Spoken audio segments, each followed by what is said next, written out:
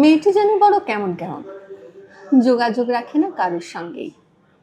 যদিও সবাই তা বোঝে না, মনে করে আমার সঙ্গেই দরকার না পড়লে কোনো যোগাযোগ করে না। পৃথিবীর আর সকলের সঙ্গে তো বেশ হেসে খেলে ঘুরে বেড়ায়। কিন্তু সত্যিটা হলো, মেয়েটা সত্যিই কেমন কেমন। প্রথম লিখতে কবে দিল তোমাকে ডায়েরি যে লেখো? 1-2 হবে। আমি খুব অল্পে খুশি, যতটুকু আছে যতটুকু হচ্ছে ঠিক আছে। একেবারে কিছু না করে থাকতে পারবো না, কারণ এত কম বয়স থেকে কাজের জগতে এসেছি। কিন্তু আবার তার মানে আমাকে ওই প্রতিযোগিতায় প্রথম হতে হবে এইটা কোনোদিনই মনে হয়নি। সেরকম হলে আমাদের একটা ভোকাল কর্ড কেটে দিতে হতে পারে আর কি। আমার না তখন ভয়টা চলে মানে ঊর্ধ্বে উঠে গেছিলাম। আমার যদি কয়েকটা দিন হাতে সময় থাকে, আমার ছেলেকে কয়েকটা জিনিস শিখিয়ে দিতে হবে। পাবলো বাঁচার অন্য মানে দিয়েছে আমার। পাবলোকে বলি যে পৃথিবীতে সবাই তোমায় ভালোবাসে, কিন্তু মনে রেখো সবার থেকে 9 মাস বেশি আমি ভালোবাসবো। এই জগতে কাজ করার কিছু তো প্রাপ্তি আছে, তার মধ্যে একটা দিন তো অবশ্যই গুলজারিশ। মানে উনি যে ওই মাপের একজন মানুষ সেটা কিন্তু কথার মধ্যে কোথাও সবসময় জি দিয়ে কথা বলছেন। আমার মনেই হলো না যে আমি তার কাছে এইখানে। কথকতা আমার একটা ছোট্ট স্কুল। একজন একেবারে মানে দাদার সঙ্গে আসতো 2 বছর বয়স থেকে, ঝরঝর করে কবিতা বলে, ভারী মিষ্টি আমার সব ছানারা, আর এরা সবাই আমার ছানা। ওই দরজা থেকে মা বাবা যেই ঢুকে পড়লো তখন আর মা বাবার কিছু বলার ইখতিয়ার নেই, তখন সবাই আমার ছানা। আমি হেরে যাইনি এবং আমি এটা বোঝাতে চাই যে আমি যদি পারি তাহলে তোমরাও পারবে। কপালে লেখা টেখা কিছু নেই, আছে যা তাকে বলে ধপ। কপালে লেখা টেখা কিছু নেই, আছে যা তাকে বলে ধপ।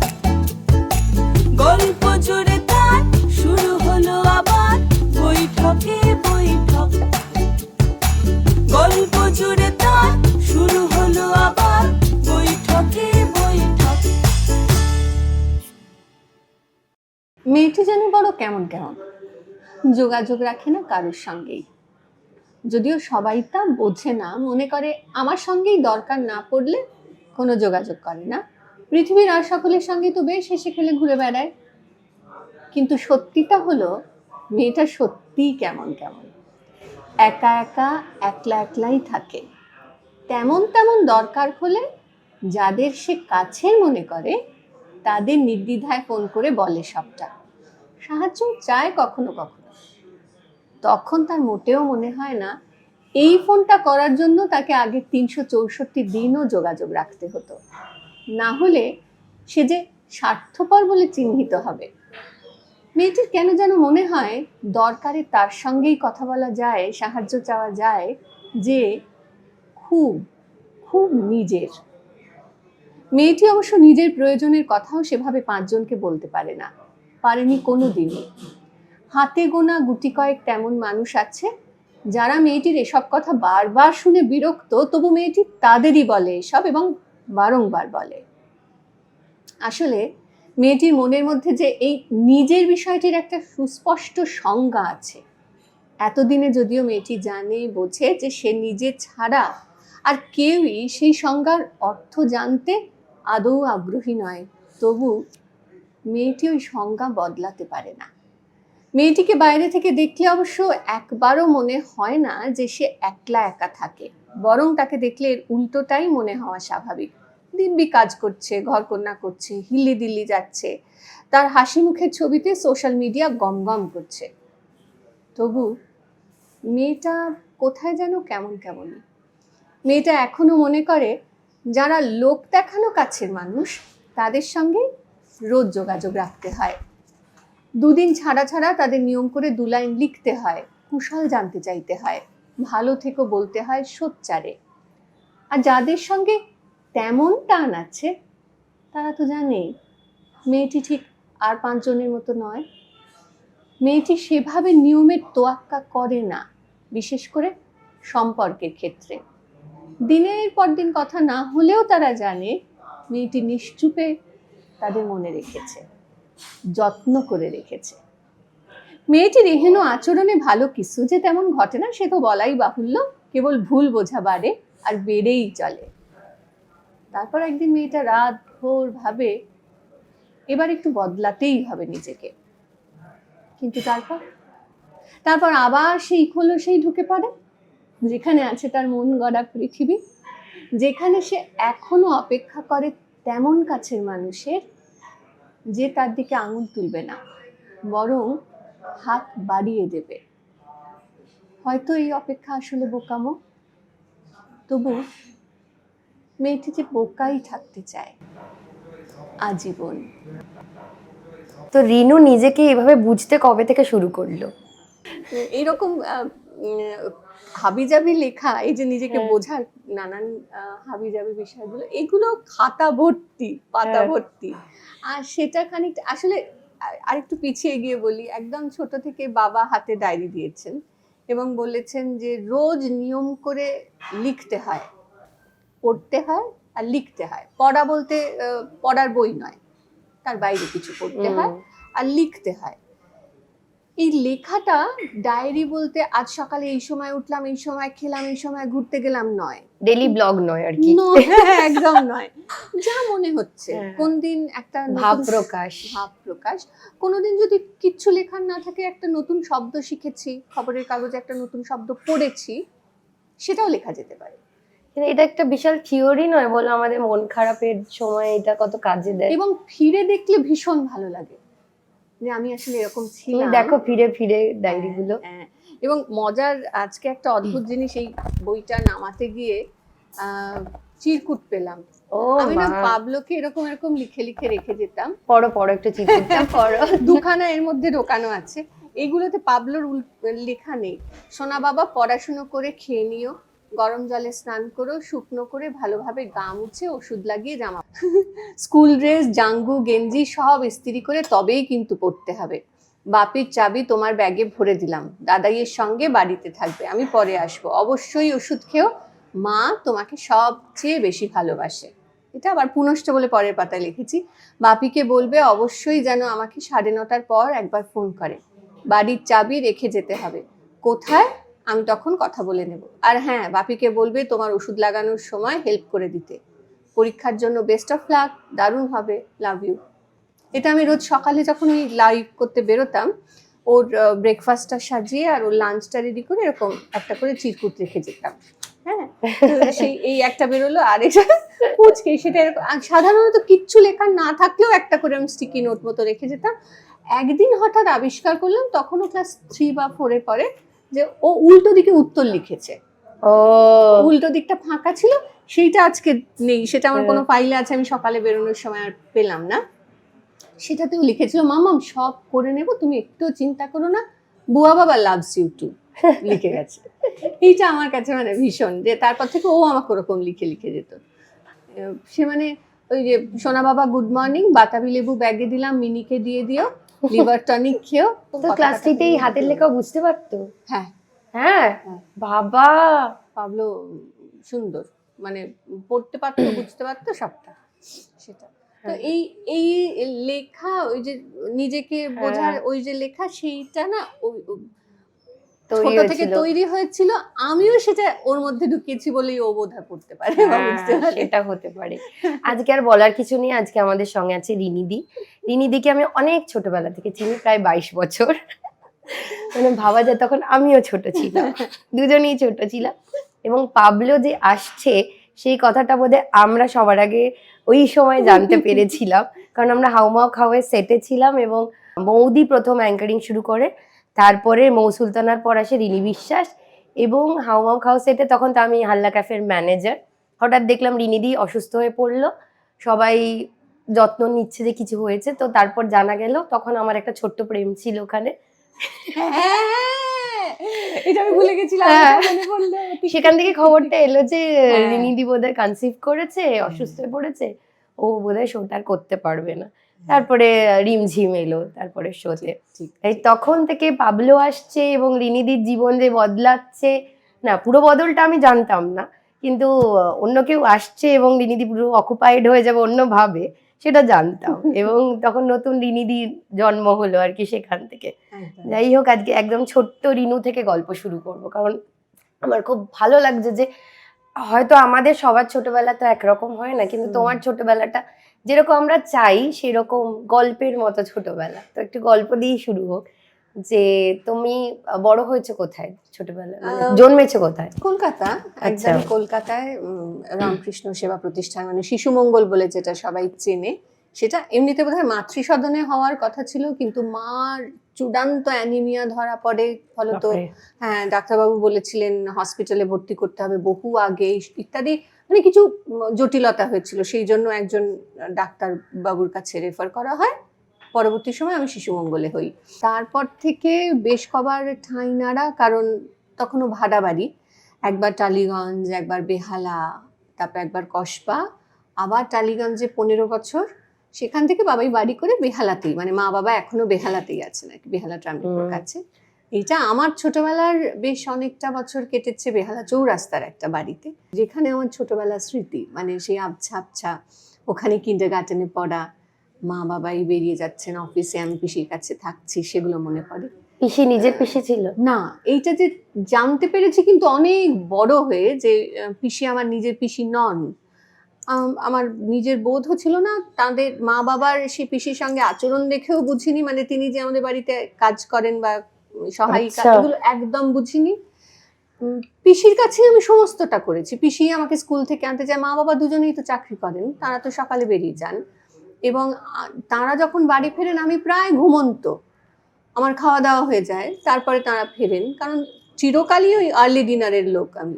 হ্যাঁ, মানে সেই সন্ধ্যে 7:30 8টার মধ্যেই খাওয়া দাওয়া হয়ে গেছে, তারপরে মা বাবা এসেছেন, শুধু ছুটির দিন, কিন্তু ছুটির দিনের কথা আমার খুব মনে পড়ে না, মানে আমার ছোটবেলাটা জুড়ে স্বপ্না পিসি। স্বপ্না পিসির মুখটা বরং অনেক বেশি মনে পড়ে আমার। এবং সব দুষ্টুমি খুনসুটি সব। আমি না ভীষণ শান্ত ছিলাম, তাই? হ্যাঁ, মানে একেবারেই দুষ্টু ছিলাম না, খালি কথার খই ফুটতো, কিন্তু সেই কথার খই ফোটাটা বাড়ির চৌহদ্দিতে।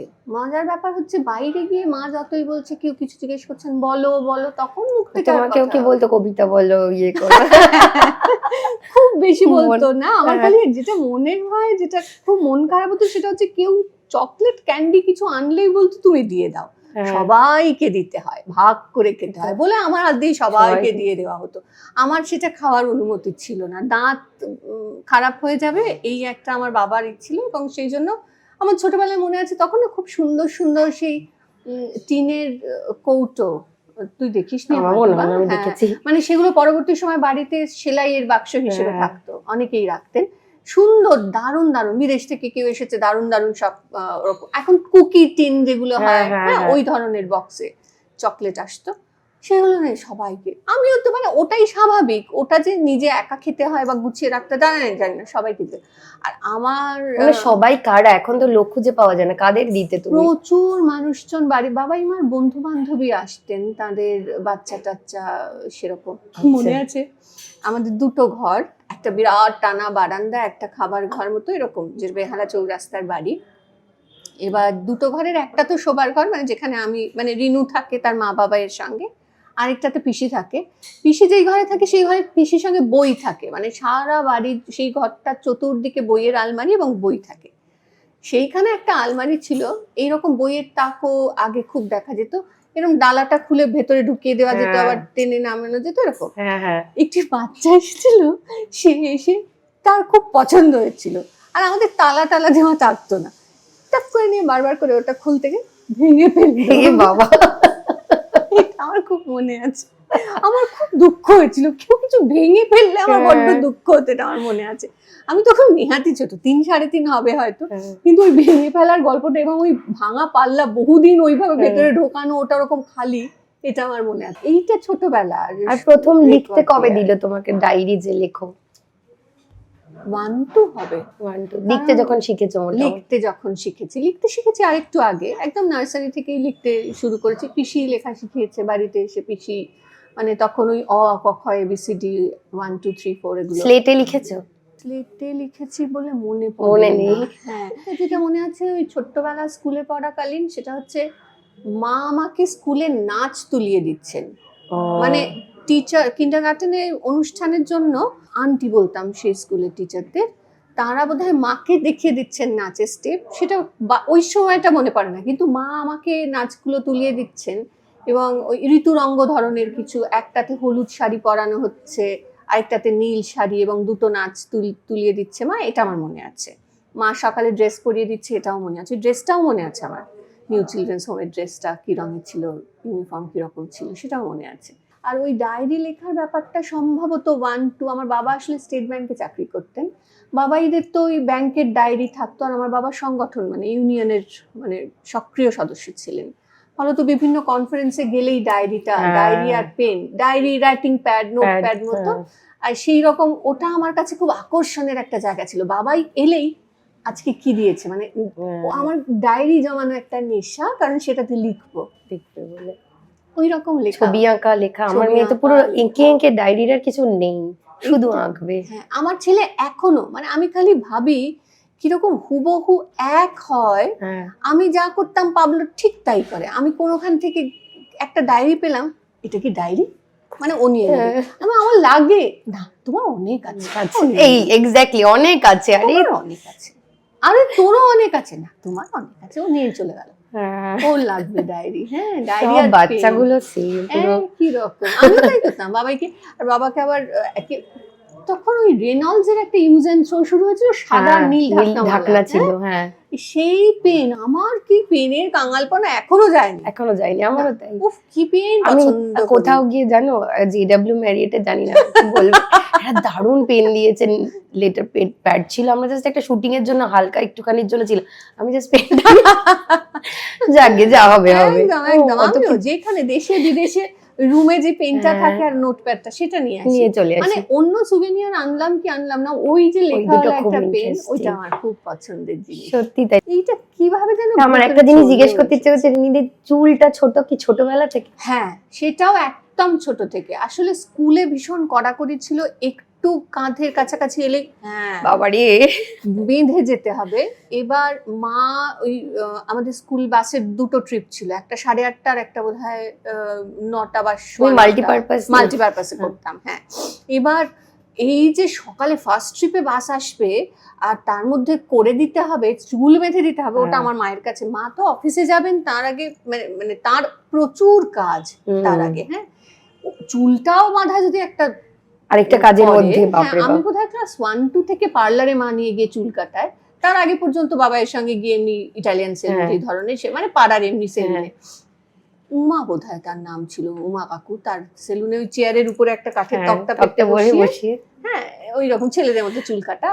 তারপরে কল্পিতা বসু, কল্পিতাস বলে একটা পার্লার ছিল, সেটা সাদার্ন অ্যাভিনিউয়ে মুক্তাঙ্গনের পিছন দিকে।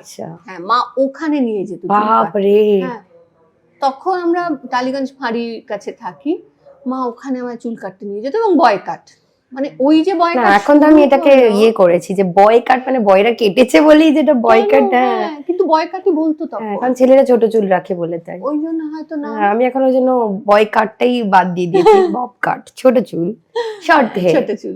না, পরবর্তী সময় আমার যেটা হলো, আমি আগে যেটা কেটেছিলাম সেটাই কেটে দাও, তার পরবর্তী সময় যেখানে যেখানে যখন যখন তোমার তো একটা স্টাইল হয়ে গেছে, মানে রিনি স্টাইল একদম, মানে লোকজন তাই বলে রিনির মতো চুল কাটো। আমি জানি, সেটা ওই জন্যই বললাম। আর তোমাকে খোপা করানো মানে একটা বিশাল ব্যাপার। স্কুলে বলতো না, আমার মেয়ে এখন বলে, জানো তো, যে প্রোগ্রাম হলে খোপা বেঁধে এসো। আরে কি মুশকিল, কেন?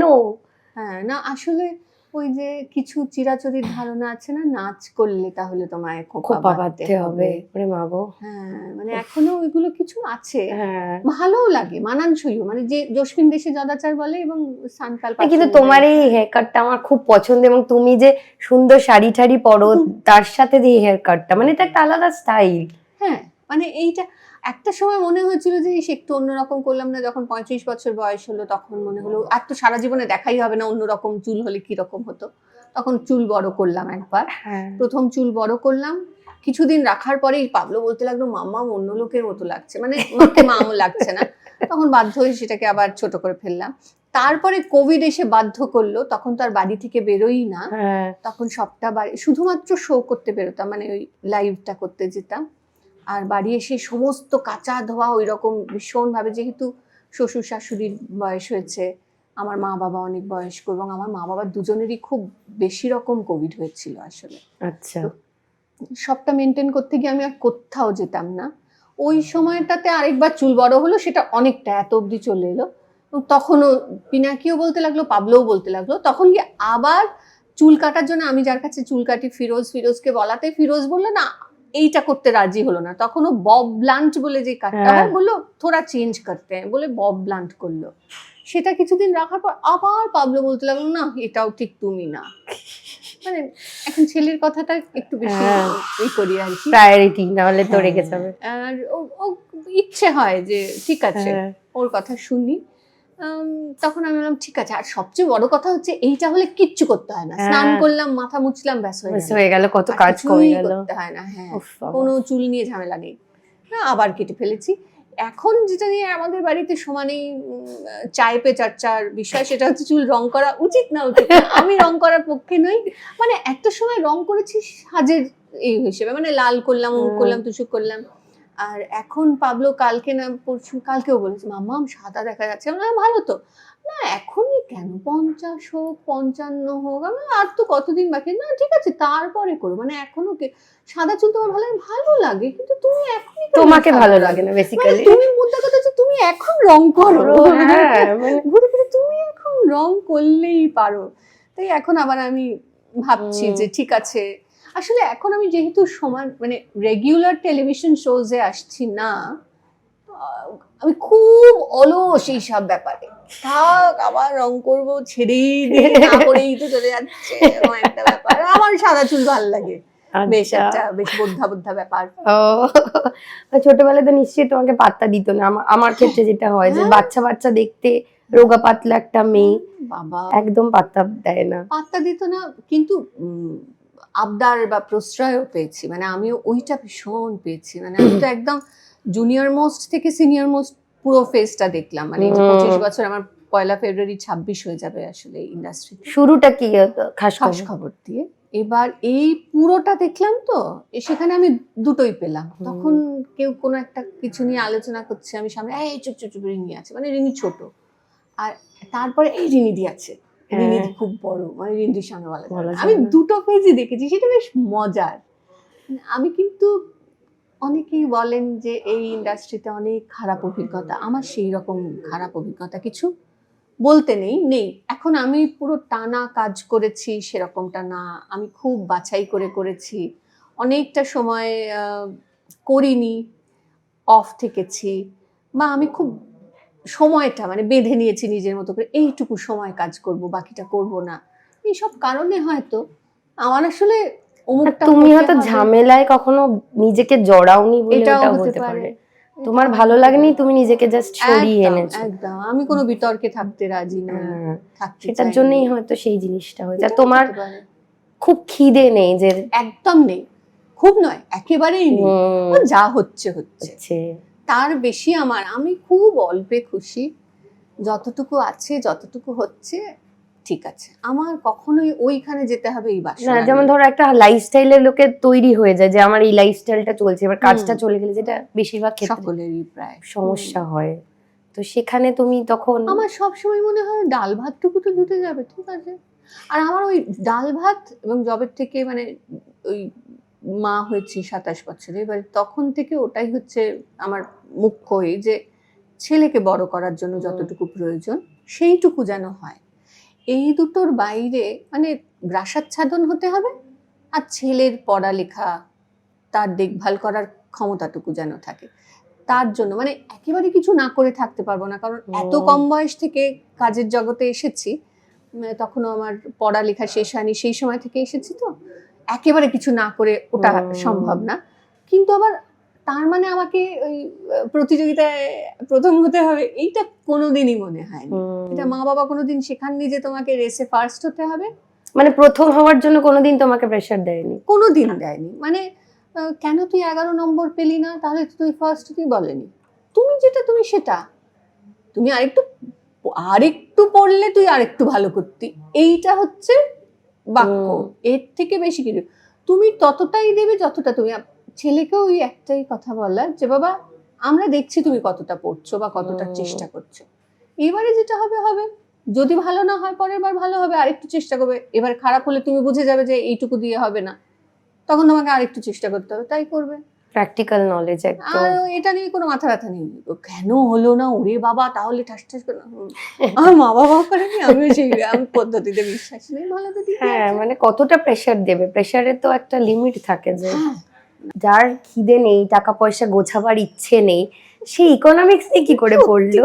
এবং পাবলো আমাকে সমানে মানে দুও দেয় বলে না সেরকম, মাম্মা তুমি অঙ্ক জানো প্লিজ না, মানে ও আমাকে রীতিমতো হ্যাটা করে আর কি, তুমি তুমি আর নিজের অঙ্ক? ইচ্ছে পড়েছিলি ইকোনমিক্স? না, মা, আমার মা তখন সমস্ত বলে দিত, মানে কি করব কতক্ষণ করব থেকে শুরু করে, মানে আমি কিন্তু অসম্ভব বাধ্য ছিলাম, হ্যাঁ, আচ্ছা। এবং কোথায় পড়বো পর্যন্ত মা ঠিক করেছে, আমার ইচ্ছে হয়নি। ভালো সেটা। রেজাল্ট তো নিশ্চয়ই হয়েছিল, মানে মাল্টিপারপাসে উচ্চ মাধ্যমিক অবধি ছিল, হ্যাঁ, হ্যাঁ। নাহলে যাদবপুরে চান্স পাওয়া বিশাল কিন্তু ব্যাপার। পাবলো তুমি অঙ্ক করেছো না, তোমার সঙ্গে অঙ্ক যায় না, মানে আমি সত্যি আমার সঙ্গে অঙ্ক যায় না, একেবারেই অঙ্ক যায় না, মানে একটা একেবারে অন্য জিনিস একটু করে বলি, এখন তো আমার ওই কথকতা আছে, হ্যাঁ। এবার কথকতার একটা ফান্ড অ্যাকাউন্ট আছে যেটাতে আমরা সবাই, মানে আমি পাবলো, মানে বিং কথকতাস মেম্বার, আমরা ফান্ডে টাকা দিই, প্রতি মাসে দিই, সেটা একেবারে আলাদা একটা অ্যাকাউন্ট, আর আমার একটা ফিজ অ্যাকাউন্ট আছে, অনেকেই দুটো গুলিয়ে ফেলেন, এবং অনেক দিন এরকম চলেছে, হঠাৎ করে একদিন আমার এক ছাত্রী নোটিস করেছে যে আমার ফিজটা কথকতা অ্যাকাউন্টে জমা পড়েছে, সেটা প্রায় 1.5 বছর ধরে, আমি জানি না, এবং সে নোটিস করেছে, রিমি তুমি কি খেয়াল করেছো তোমার ফিজ ঠিক ঠিক আসছে কিনা, আমি তা তো জানি না, কেন আসছে না, আসছে না কেন, সবাই কি দেয় না, মানে কেউ দিচ্ছে কি দিচ্ছে, আর পিনাকি নিয়ে আমাকে সমানে বলে এটা তো দেখা উচিত, এটাই করা উচিত, এরকম, সে কি তুমি কিছু কোনো একটা তোমার থাকবে না, এক্সেল শিট থাকা উচিত, তোমার কিছু অনেক বুদ্ধি টুদ্ধি না, বুদ্ধির কাজে লাগে না, যাই হোক, তারপরে আবিষ্কার করলাম যে না, আসছে না, বছর 1.5 ধরে অন্য অ্যাকাউন্টে টাকা জমা পড়েছে যেটা আমি জানিই না, বাবা, সেটাকে ঠিক করতে আমার জান কয়লা যাকে বলে, সে মানে এইটা করো ওইটা করো, ওখান থেকে আবার শিফট করো, অনেক কিছু হয়েছে, তো আমি এই রকম, ওই জন্য পাবলো কেন, তাহলে আমাকে কি হয়, এই তুমি কোনো একটা সাহিত্য টাহিত্য তো তোমার ঠিক আছে, অঙ্কটা তোমার সঙ্গে না, আমার সঙ্গে সত্যি অঙ্ক যায় না, এখন মা, আমার ইচ্ছেও ছিল সাহিত্য বা ইতিহাস নিয়ে পড়ার, না হলে আমি আঁকতে খুব ভালোবাসতাম, সুতরাং যদি আঁকা নিয়ে পড়তাম, আমার কলা ভবনে পড়ার ইচ্ছে ছিল বিশ্বভারতী, আমার বাবা মেয়েকে কাছ থেকে মানে কাজ ছাড়া করবেন না, ঋণও কোথাও যাবে না, হ্যাঁ, আমার বাবার এরকম ছিল, কিন্তু নিজেই বাইরে বাইরে থাকতেন, তার তো বদলির চাকরি ছিল, তিনি কলকাতায় থাকতেন না, কিন্তু মেয়ে থাকবে, মেয়েকে বাইরে দেওয়া যাবে না, পাঠানো যাবে না, এরকম ছিল, আর মায়ের ছিল ইকোনমিক্স, ও মা নিজে খুবই, মানে আমার মা প্রচন্ড দাপুটে মা ছিলেন, এবং হিটলার মা ছিলেন, মানে পাড়ার এক বন্ধু ছিল পাপু, সে স্কুলের বাইরে সব সময়তে প্রায় মানে আমাদের বাড়িতেই থাকতো, হ্যাঁ। এবার ঠিক উল্টো রাস্তার উল্টো দিকেই থাকতো, ও খোঁজ করতো কাকিমা বেরিয়েছে, মানে কাকিমা অফিসে গেলেও আমাদের বাড়ি আসবে, আর কাকিমা যেদিন ছুটি সেদিন পাপু আসে না, সেদিন পাপু দিদির বাড়িতে থাকে, এরকম আর কি, হ্যাঁ, মানে কাকিমাকে সবাই ভয় পায়, আমার ইউনিভার্সিটির সবাই, এমন বন্ধু আছে, সেই বন্ধু এখন বিদেশে থাকে, তারা বাবা আছে কিনা খোঁজ করে আসতো, দয়া কাকুর সঙ্গে আড্ডা দিতে যাবো, কাকিমাকে কেউ ঠিক, মানে কাকিমা হচ্ছে বেশ কি ব্যাপার, এমন করে একটা কি ব্যাপার, গম্ভীর ভয়েস, গম্ভীর ভয়েস, এবং মানে মুখ দেখেই বলে ফেলবে যে তার ভেতরে কি কি ও আছে।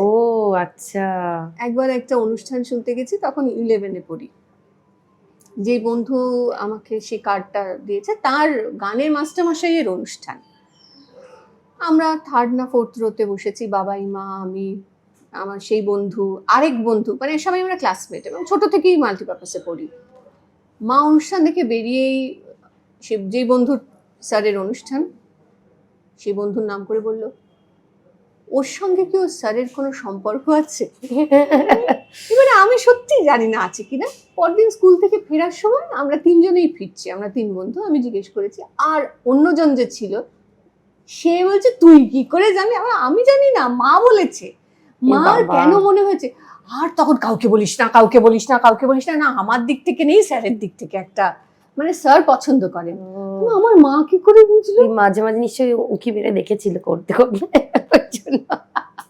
মানে আমার মা হচ্ছেন এইরকম, বাবা পুরো মানে সাংঘাতিক ছিল কিন্তু মা, মানে পিসি আর কি, সেই ডিটেকটিভ, মানে সত্যি আমাদের যে বাড়িটায় থাকতাম টালিগঞ্জে একটা লোহার গেট, সেখানে তারপরে জুতো খুলে ঢুকতে হতো, একটা কাঠের দরজা, তারপরে বাইরের ঘর, তারপরে একটা করিডোর, সেখানে টয়লেট, কিচেন, তারপরে ডাইনিং হল, সেখানে একটা ব্যালকনি, তারপরে শোবার ঘর।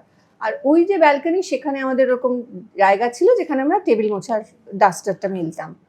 টেবিল মোছার নিয়ম ছিল আগে ডাস্টার ধুতে হবে, টেবিল মুছতে হবে, পরে ডাস্টার ধুতে হবে, তবে টেবিল মুছে রাখতে হবে। হ্যাঁ, আচ্ছা, কোনোদিন হয়তো স্কুল থেকে ফিরে এত টায়ার্ড, খেয়ে পরের বার আর ধুয়ে রাখা এনার্জি নেই।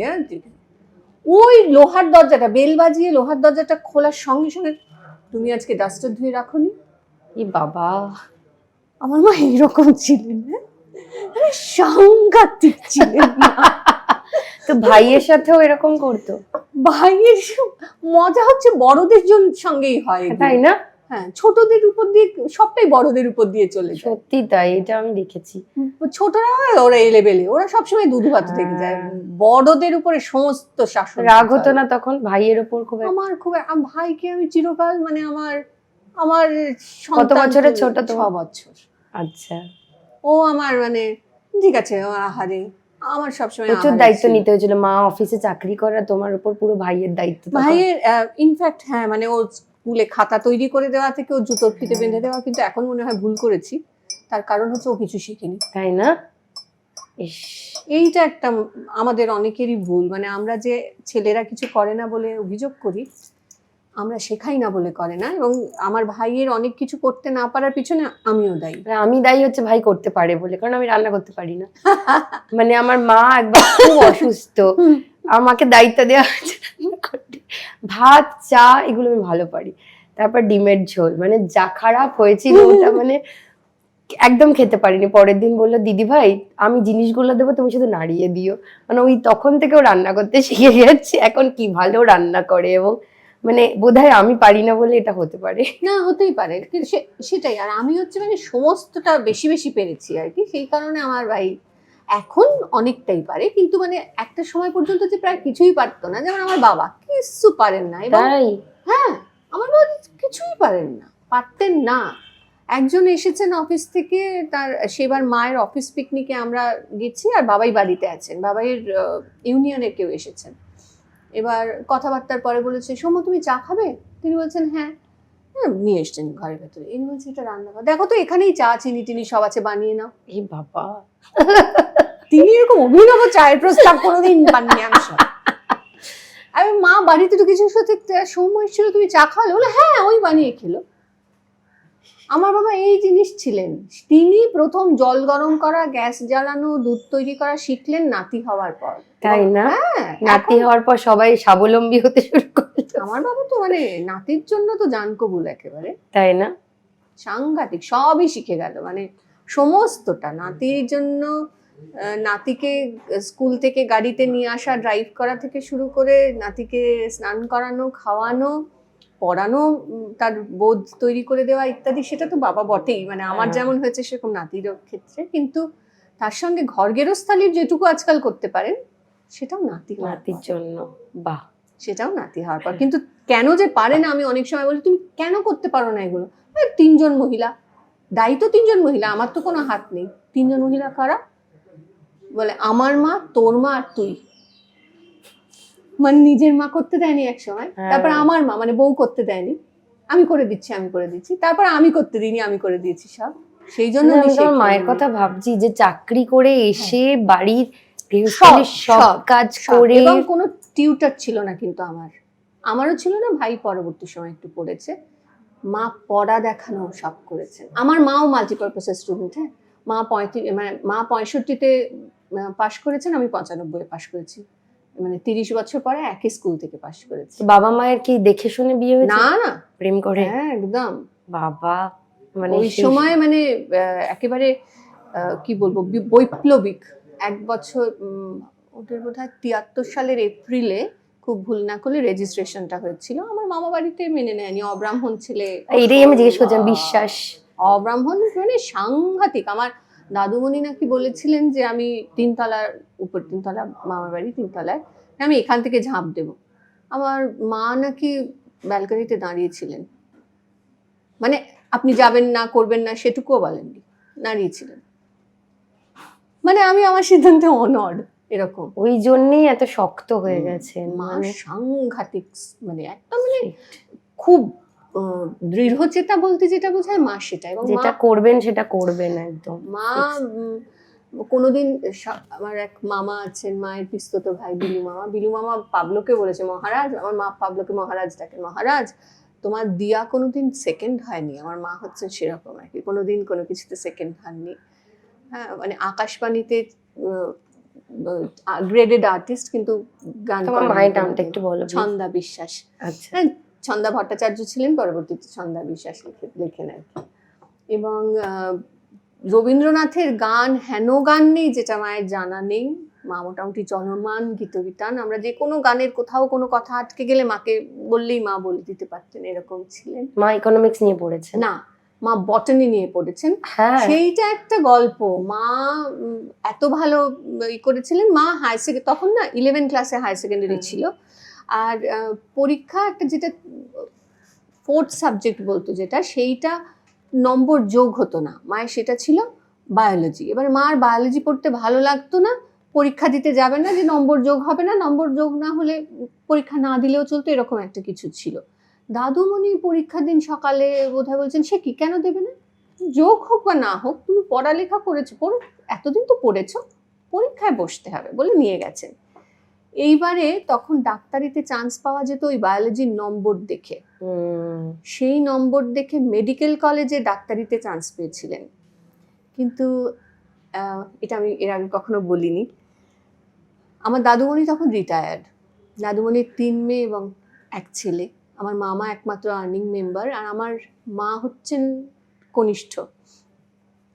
এবার দাদুমণির কোনো সহায় সম্বল নেই, সেই অর্থে আমার মামাই সংসার চালান। মামা বোধহয় তখন বহরমপুরে পোস্টেড, আমার মামা WBCS অফিসার ছিলেন আর কি। হ্যাঁ, এবার সমস্ত হয়ে গেছে, মেডিকেল এক্সামিনেশন হয়, ডাক্তারিতে ভর্তির আগে সব হয়ে গেছে। পরের দিন টাকা জমা দেওয়ার কথা, পরের দিন মেয়েকে নিয়ে যাবেন, ভর্তি করে দিলেই, মানে শুধু টাকা জমা দেওয়াটুকু বাকি আছে, ওই ফর্ম্যালিটিটুকুই বাকি আছে। সেই রাত্রিরে মামা কলকাতায় এসেছেন এবং খেতে বসে বোধহয় বলেছিলেন যে কি হবে ডাক্তারি পড়িয়ে, সেই তো কোনো একটা হেসেল ঠেলবে, কোনো এক বাড়িতে হেসেল ঠেলবে। আমার দাদুমণির জোর ছিল না এটা বলার যে ডাক্তারিতে চান্স কিন্তু সবাই পায় না, এই সুযোগ সকলে পায় না। সেই সময় দাঁড়িয়ে কটা মেয়ে পড়তো, এবং ওই হেলা ফেলা করে পরীক্ষা দিয়ে ডাক্তারিতে চান্স পাওয়া, যেই পরীক্ষা উনি দিতে যাবেন না সেই পরীক্ষা দিয়ে সেখান থেকে ডাক্তারিতে চান্স পাওয়া। তারপর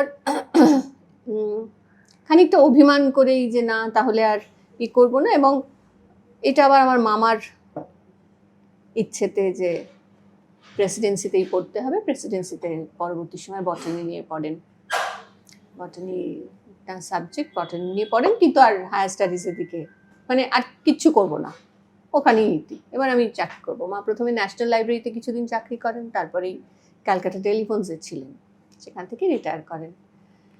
তো মা পড়ালেখার থেকে দূরে সরিয়ে নেন নিজেকে, আমার মনে হয় খানিকটা অভিমান করে।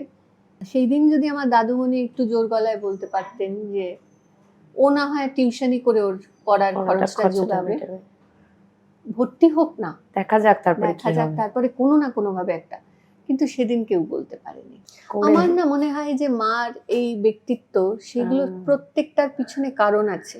এই যে এইভাবে তিনি এই প্রত্যাখ্যান, এই যে অন্যের ইচ্ছে তার উপরে চাপিয়ে দেওয়া, পরবর্তী সময় তার বোধহয় মনে হচ্ছে, যখন আমার মাধ্যমিকের রেজাল্ট বেরোলো, আমার মনে আছে আমার মা মামার বাড়িতে হেঁটে যাচ্ছেন, কি যে একটা মানে সগর্বে হেঁটে যাওয়া যে আমার মেয়ে দেখিয়ে দিয়েছে, মানে এইটা মায়ের একটা অদ্ভুত মানে ওই আর কি সগর্বে আর কি একটা, আমিও পেরেছি, এইটা মায়ের তখন একটা খুব। এই মুহূর্তে মা খুব অসুস্থ, মার ডিমেনশিয়া সেটিং করেছে, মা এখন গান গাইতে গেলে ভুলে যান, ভীষণ অশক্ত হয়ে পড়েছেন, পার্কিনসন্স, মানে মুখে খাবার তুলতেও হাত এতটা কাঁপে, তার মধ্যেও ভীষণ স্পোর্টিং, মানে বললে কথা শোনেন। আর আমার বাবা ভীষণ অবাধ্য বাচ্চা, আমাকে মনে করাতে হয়, আমি কি তোমার অবাধ্য ছিলাম ছোটবেলায়, তুমি এত অবাধ্যতা করো? এইটা হচ্ছে আমার সত্যি এখন বাবা, এই অস্ত্র। কি- বয়স্কদের কি- সাথে আমাকে তুমি বলবে না রিনু, আমি আর অ্যালোপ্যাথি ওষুধ খাবো না। খাবো না। এটা হচ্ছে আমার বাবার আর line। কেন জানি এদের অ্যালোপ্যাথির উপর ভীষণ আমার অ্যালার্জি। বাবার ভীষণ অ্যালার্জি, ভীষণ অ্যালার্জি। আর আমার মারও।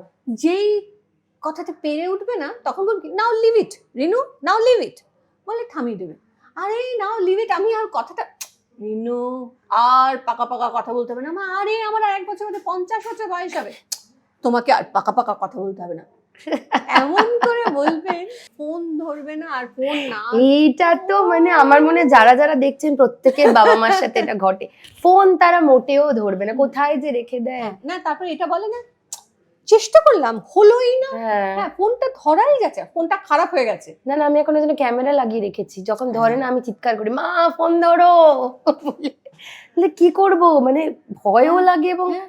ওনা যে কি করছে কে জানে। তারপরে তোমার ফোন কোথায়? ও ফোন ওই ঘরে চার্জে বসানো। আমি বাবা এটা মোবাইল ফোন, হ্যাঁ, এটা সঙ্গে নিয়ে ঘোরা যায়, তুমি জানো না? চার্জে যখন দুপুর দুপুরে রাখবে লাগবে না। ও তুই ফোন কর, আহা কি বলবি বল না, মানে ফোনটা ধরেছি এখন, আমি কৃতার্থ করেছি, তুই এবার কথাটা বল। কোথাও একটা যাবে, আমি বলেছি হয়তো যে বাবাই আমি তোমাকে ক্যাব বুক করে দেব, ঠিক সেই সময় থেকে আমি ফোনে পাবো না। হ্যাঁ, একা যাবে, হ্যাঁ ফোনে পাবো না, এবং এমন কর্তাগিন্নির মানে দুজনের এত চুক্তি, দুজনের Understanding. আন্ডারস্ট্যান্ডিং, দুজনের কেউ ফোন ধরবে না। ঠিক খানিকক্ষণ বাদে মানে ঠিক সেই সময়টা পেরিয়ে যাবে, তবে ফোন, হ্যাঁ তুই ফোন করেছিলি, তুমি এখন কোথায়? পৌঁছে গেছে সেখানে, এই তো আমি এখানে চলে এসেছি। তুমি কি করে এলে? একটা না ফাঁকা বাস আমার সামনে এসে গেল, বোঝো। হ্যাঁ বাসে করে চলে গেল।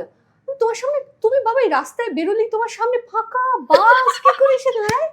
আমি তো কখনোই ফাঁকা বাস দেখতে পাই না। আমার বাবা সব সময় দেখতে পাই,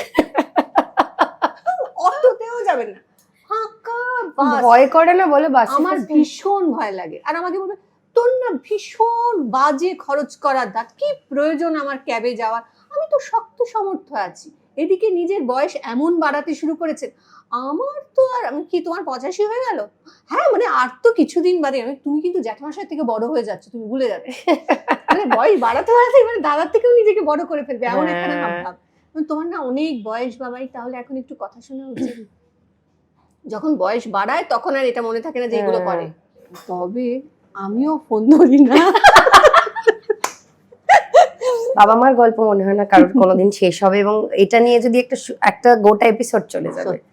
আচ্ছা, তোমার যে এই যে গলায় টিউমার, এটা তুমি কি করে বুঝলে? এইটা একটা বিরাট কথা না বলতে পারা তো একটা বিশাল কষ্টের জায়গা। মানে কি যে একটা দিন, কি যে একটা সময় কাটিয়ে এসেছি। আমি তো রত্না মিত্রর ছাত্রী, মানে রত্না মিত্র আমার গুরু, অন্যতম গুরু আর কি। এবার সেই ক্লাসে এক দিদি ছিলেন মিলিদি বলে।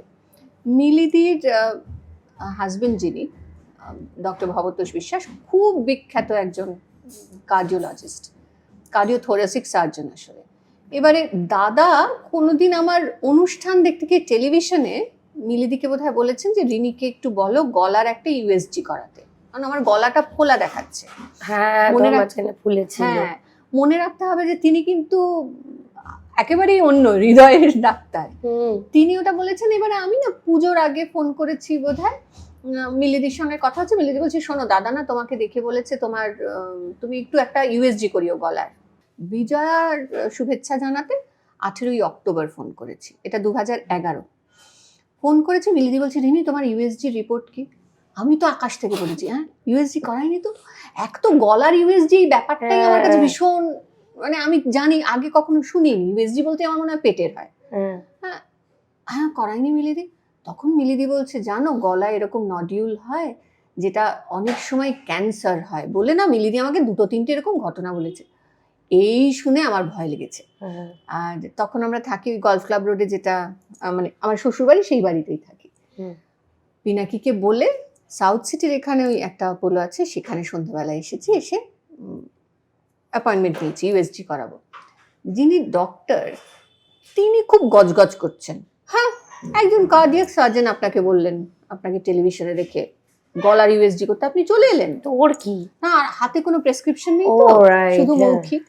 কে বলেছে প্রেসক্রিপশন কোথায় সেটা তাতে বলেছি, তাতে বলেছেন শুতে, আমি শুয়েছি, গলায় ওই যেটা লাগায় সেটা লাগিয়ে করতে বলেই চলছেন, গজগজ করেই চলেছেন, লাগিয়ে সঙ্গে সঙ্গে চুপ, দেখতে আরম্ভ করে একদম চুপ। তারপরে এইটার পরে আমি না তখন এবার আমি কথা বলতে শুরু করেছি, আচ্ছা মানে সব কিছু ঠিক আছে? আছে ডক্টর সেন, ঠিক আছে সব? আমি হওয়ার পর উঠে জিজ্ঞেস করছি আপনি কি দেখলেন? সব দেখুন এই সব ক্ষেত্রে না ক্যান্সার হওয়ার সম্ভাবনা বেশি, আমার মনে হয় আপনি সার্জারি করিয়ে নেবেন। প্রথমে বলছেন কেন করতে এসেছেন, তারপরে কথা হচ্ছে এটা ক্যান্সার হওয়ার সম্ভাবনা। মানে 15 মিনিটের মধ্যে ভদ্রলোক পুরো এখান থেকে ওইদিকে চলে গেছে। এবার আমি বেরিয়ে এলাম, বেরিয়ে এসে বাইরে পিনাকি বসা, পিনাকিকে বললাম, পাবলো তখন 6 বছর বয়স, আমি পিনাকিকে বললাম যে বলেছে নেই, আর আমার বর কিছু প্যানিক করতে পারে, গাড়িতে উঠে বসেই প্রথম ফোন আমার শাশুড়ি মাকে, মা রায়ের মনে হচ্ছে ক্যান্সার হচ্ছে, একটা টিউমার হচ্ছে গলায়, সেটা ডাক্তার বলছেন ক্যান্সার হতে পারে। এটা ফার্স্ট আমার শাশুড়ি। সেকেন্ড ফোন আমার বাবাকে, বাবাই রায়ের তো গলায় একটা টিউমার ধরা পড়েছে, ডাক্তার বলছে সেটা ক্যান্সার হতে পারে। আমি এই লোকটা কি পাগল, আমার বাবাকে ফোন করে এটা কে বলে? তারপর ওরা প্যানিক করবে। হ্যাঁ করবে না, এটা কেউ বলে? আমি দাঁড়াও এখনই, আগে তো দেখাতে হবে ডাক্তার। ওর এটা বলা হয়ে গেল এবং এই শুরু হলো আমাদের প্যানিক করা। এই 18ই অক্টোবর থেকে আমার সার্জারি হলো 16ই নভেম্বর 2011। এই একটা মাস প্রায় কি যে কাটালাম, কারণ নানান ডাক্তার দেখানো, নানান মানে ওটা থাইরয়েড নডিউল বলে এবং সিঙ্গার্স নডিউল বলে। অনেকেই যারা বেশি কথা বলা যাদের কাজ, অনেক সময় টিচারদের হয়, মানে যারা পড়ান তাদের হয়, গায়ক গায়িকাদের খুব কমন এটা একটা ব্যাপার।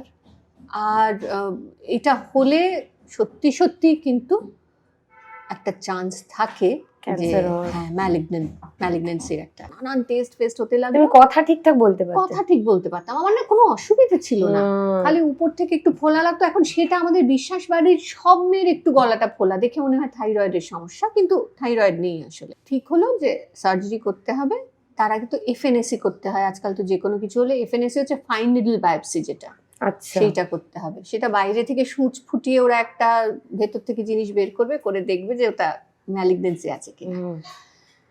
সেইটাতে ধরা পড়লো না।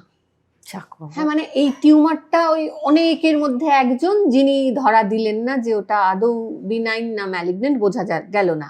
ধরা পড়লো না দেখে তখন ডাক্তারদের তৎপরতা আরো বেড়ে গেল যে এটাকে কিছুতেই রাখা যাবে না, শরীরের মধ্যে একটা গ্রোথ এইভাবে আছে। আর আমারটা ছিল একেবারে ভোকাল কর্ডটা জড়িয়ে, মানে এমন জায়গায় হয়েছিল যে ভোকাল কর্ড এরকম থাকে, একদম ভোকাল কর্ডটা জড়ানো ছিল।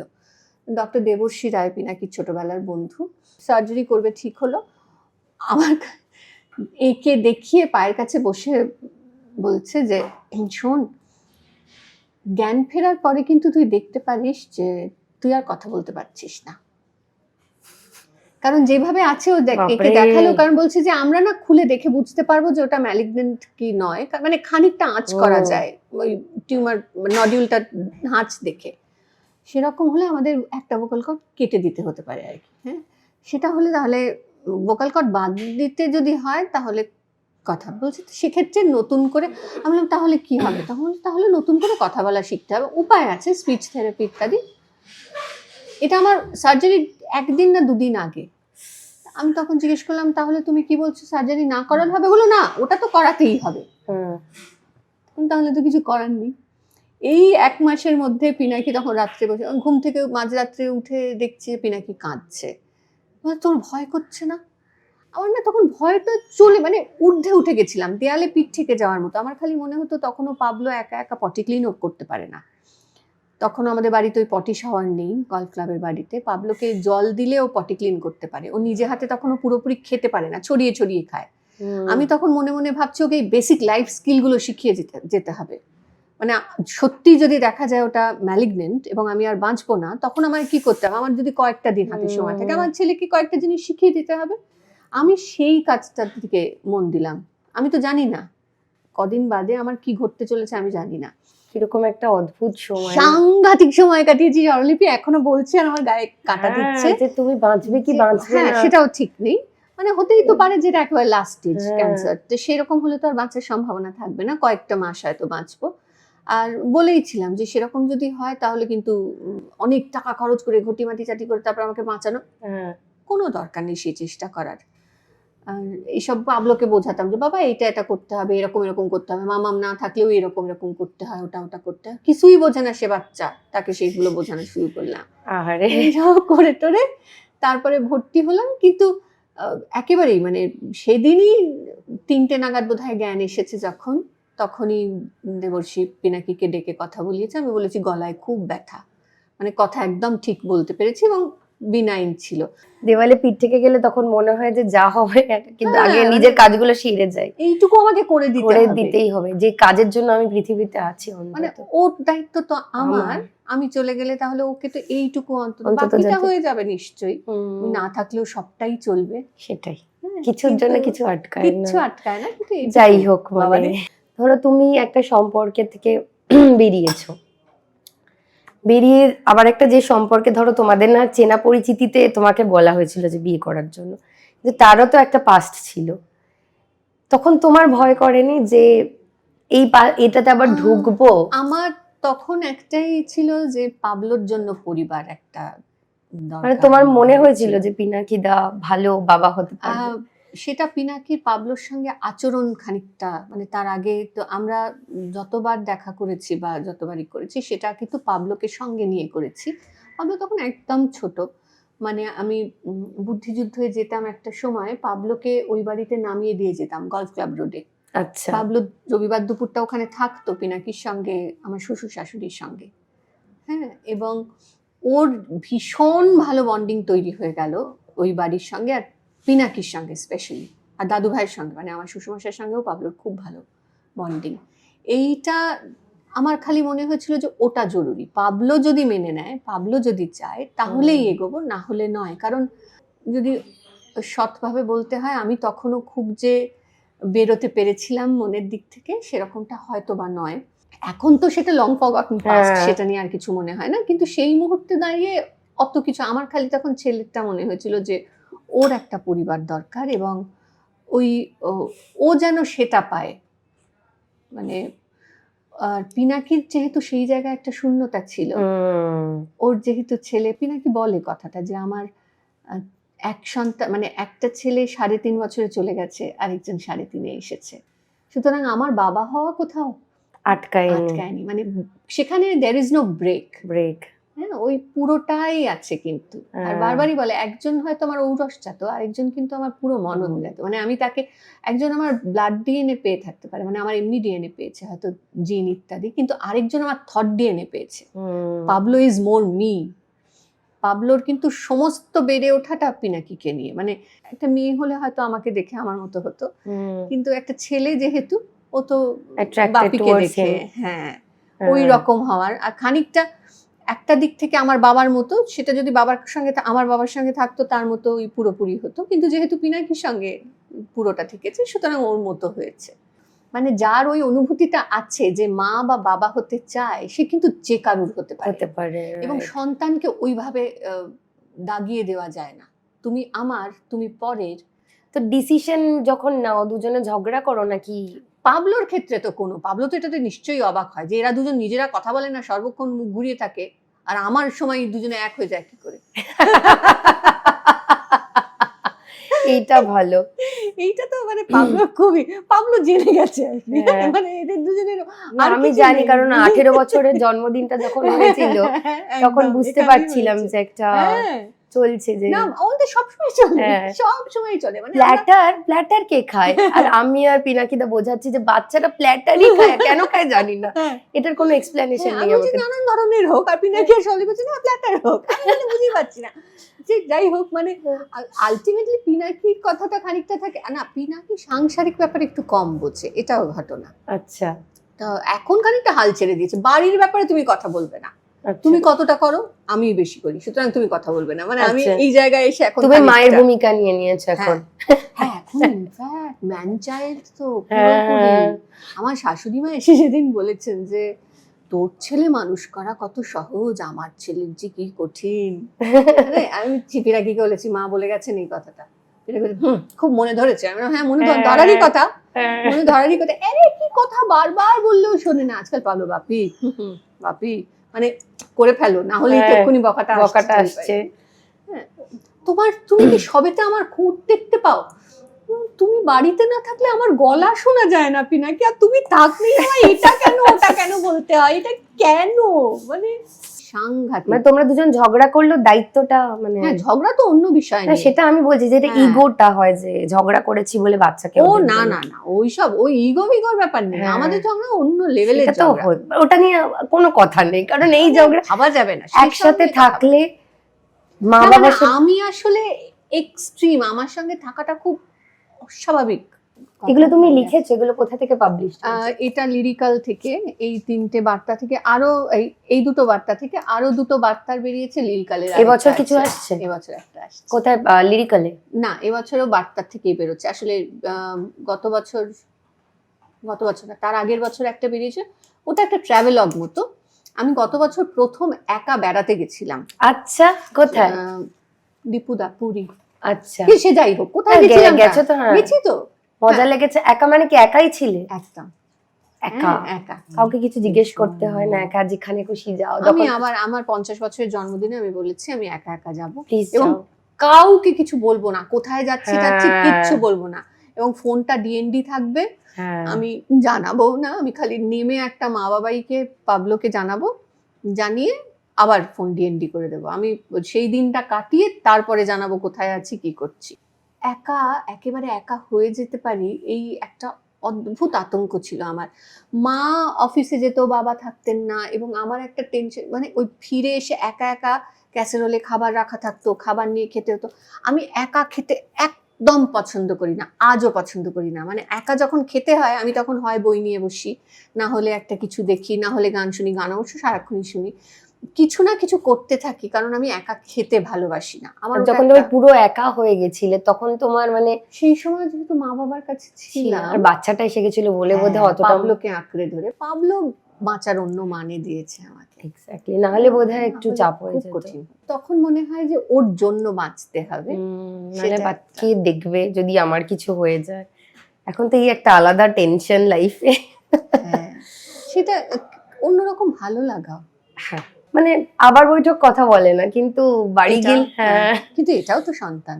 সন্তান, কিন্তু একে তুমি 4-5 দিন 10 দিন রেখে যেতে পারবে, কিন্তু ও কি করছে এত টেনশন। এটা কিন্তু ঘটনা, মানে যেই মুহূর্তে সন্তান পৃথিবীর আলো দেখলো, সেই মুহূর্ত থেকে আমি যতদিন এই আলোতে আছি ততদিন এক মুহূর্ত কাটবে না যে ওর কথা ভাববো না। একটা অদ্ভুত ভাবনা, মা বাবা কাজ ব্যবসা সবার বাইরে এটা ছাড়িয়ে একটা ভাবনা। একদম। ওই যে পাবলোকে বলি যে পৃথিবীতে সবাই তোমায় ভালোবাসবে, আরো অনেকে আসবে যারা ভালোবাসবে, কিন্তু মনে রেখো সবার থেকে 9 মাস বেশি আমি ভালোবাসবো। বাহ, এটা কি ভালো কথা, সত্যি তাই। আমি তোমাকে আরো 9 মাস বেশি চিনি, আমি তোমাকে তিল তিল করে অনুভব করেছি। আবারও বলছি, আমি কিন্তু যারা গর্ভজাত সন্তানকে বড় করেন না, অন্যভাবে মা হন, আমি তাদেরকে ছোট করছি না, কিন্তু এটা আমি আমার ছেলেকে বলি। হ্যাঁ, কারণ আমার যেহেতু একটা অন্যরকম জার্নি ছিল, সেই কারণে আরো বলি, কারণ ওর সঙ্গে আমার একটা অন্যরকম বন্ডিং, পাবলোর সঙ্গে। সত্যি সত্যি মানে ওকে তো আমি একেবারে হাতের তালুর মতো চিনি। হ্যাঁ। পাবলোও হয়তো, ওই যে এটা পুটুলি তোর ক্ষেত্রে, হ্যাঁ, এত ভালো করে বোঝে, এত বাচ্চা একটা মেয়ে। কি ভালো বোঝে, মানে সত্যি কি করে বুঝতে শিখছে আমি জানি না, বাট আমাকে এই মুহূর্তে সব থেকে যদি কেউ বোঝে, কারণ সারাক্ষণ থাকে তো, না তো জানে যে মায়ের রাগটা ওর উপর গিয়ে পড়বে। হ্যাঁ, রাগটা না, মানে ও রাগ বুঝবে, ও অভিমান বুঝবে, ও আদর বুঝবে, ও সবটা। আরেকটা হচ্ছে যে আমার যেটা আমি একটাতে বলেছিলাম মাঝে মাঝে আমার মা হতে ইচ্ছে করে না, সেটা সোসাইটির জন্য বলেছিলাম। কারণ আই নিড সোসাইটিজ হেল্প। যেখানে সত্যি কথা যে কাজ করতে যায়, তোমারও ইন্টারভিউতে আমি দেখেছি যে বলেছিল যে অফিসে যাই তার মনেই হয় না যে আমি বাচ্চা আছে আমার একটা, আমার ওটা দায়িত্ব। কিন্তু মানে অবভিয়াসলি আমরা ছাড়া তো বাচ্চাটা জন্ম দেওয়া যাবে না, বাট আমরা কাজও করতে চাই, কেন করবো না? এটা আমাদের অধিকার।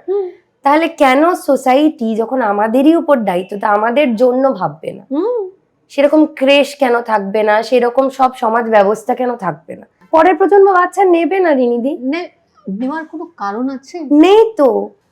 আমি আমার দেখি। কেরিয়ারকে দেখো, তোমার হয়তো খিদে নেই, আমার খিদে আছে। এক একজন মানুষ এক এক রকম। তাহলে কেন সে নিজের 5 জনের খিদেটা, মধ্যে 4 জনেরই খিদে হয়তো আছে। তোমার যৌবনে 15টা বছর চলে গেল, তাহলে তারপরে করব কবে করব আমি আমার ইচ্ছেগুলো পূরণ। এই যদি সমাজ আমাদের পাশে না দাঁড়ায়, আমার মনে হয় এই সংখ্যাটা কমতে থাকবে। একদম, যারা একদম। প্রেশারাইজ করবে, বিয়ের সংখ্যা কমবে, সন্তান নেওয়ার ইচ্ছে কমবে, সংখ্যা কমবে। আর সেখানেই মনে হয় না যে ছেলেটার আরো বেশি বাড়ির কাজে ইনভলভ মানে দরকার। সবার অদূর ভবিষ্যতে উল্টো রকম কিছু হবে কিনা, মেয়েদের আরো ঘরের মধ্যে ঢুকিয়ে দেওয়ার চেষ্টা হবে কিনা, সেটা তো চলছে, সেটা তো এইটা পাওয়ার, ভীষণ যেটা ভয়ঙ্কর। ইরানে আমরা এখন দেখতে পাচ্ছি। খুব ভয়ঙ্কর। প্রোটেস্ট, কিন্তু কি হবে, প্রোটেস্টটা তো আবার থেমে যাবে, কারণ পাওয়ার অলওয়েজ উইন। আগের দিন আমরা একটা বসেছিলাম আড্ডা, সেখানে একটি ছেলে বলছে যে আমি যখন কোনো কাজে ফোকাস করি আমি শুধু সেই কাজটা নিয়ে ভাবি, আমি আশেপাশে ভাবতে পারি। মেয়েরা তো তা না, মেয়েরা একই সঙ্গে 5টা কাজ করতে কি করে পারে আর কেন পারে না? এটা তাহলে তো- সেটা স্বীকার করুক, হ্যাঁ। তাহলে সেটা ডেভেলপ করুক, কারণ তারা কোনোদিন ডেভেলপ করেনি সেই না, জায়গাটা। কিন্তু স্বরলিপি এটা বোধহয় একেবারে গোড়ার কথা, এটা বোধহয় কিছু বায়োলজিক্যাল, আমার মনে হয় হরমোনাল, বায়োলজিক্যাল, এটা সম্ভবত, কারণ এটা মেয়েদের মধ্যে থাকে। মেয়েরা একটা কাজ করতে করতে আরেকটা কাজ করতে পারে, মানে আমি রান্না করতে করতে আমি সেই সময়টাতেই আমি আরেকটা কাজ করে ফেললাম, ঘর মানে গুছিয়ে তুর্না ফেললাম। বলছিল যে আমি লিটারালি বাথরুমে বসে স্ক্রিপ্ট লিখেছি। হ্যাঁ হ্যাঁ, আমরা এরকম করি তো, মানে আমি মেয়ে বাইরে দরজা ধাক্কা দিচ্ছে আর আমি বলছি না ফোকাস লেখো। হ্যাঁ, এইগুলো করতে হয়, এরকম অনেক সময় আমাদের করতে হয়, করিও। কিন্তু এই যে যখন বাড়িতেই দেখি আমি এখন অঙ্ক করছি কিংবা আমি এখন পড়ছি, মানে তাহলে আমি এটা করে নিয়ে তারপরে ওটা পড়বো। ছেলেরা এটাই করে। মানে এটা নিয়ে আমরা একটা ডিসকাশন করব, দেখি বিজ্ঞানের কাউকে নিয়ে, যে হ্যাঁ, এটার যেমন কারণটা আছে কি? প্রবলেম, তাহলে সলভটা কি? কারণ তাহলে তো সমাধান কি? আমরাও তো বুঝতে পারবো, বন্ধুত্বটা তো একতরফা হতে পারে না, আরেক তরফাও যেতে হবে। যখন আমরা বুঝতে পারছি জিনিসটা যে হ্যাঁ, যে এদের এটাতেই ফোকাস, তাহলে আমরা জন্মদিন মনে রাখতে পারে না, অ্যানিভার্সারি মনে রাখতে পারে না, ফোকাস নেই তো। কিছু মনে রাখবেন। হ্যাঁ, বই নিয়ে অনেকক্ষণ যে একটা কিছু পড়ে শোনাও প্লিজ। হ্যাঁ, আজকাল নিন্দে করা, কটু কথা বলা, আরেকজনকে ছোট করার প্রবণতা যেন বড্ড বেশি।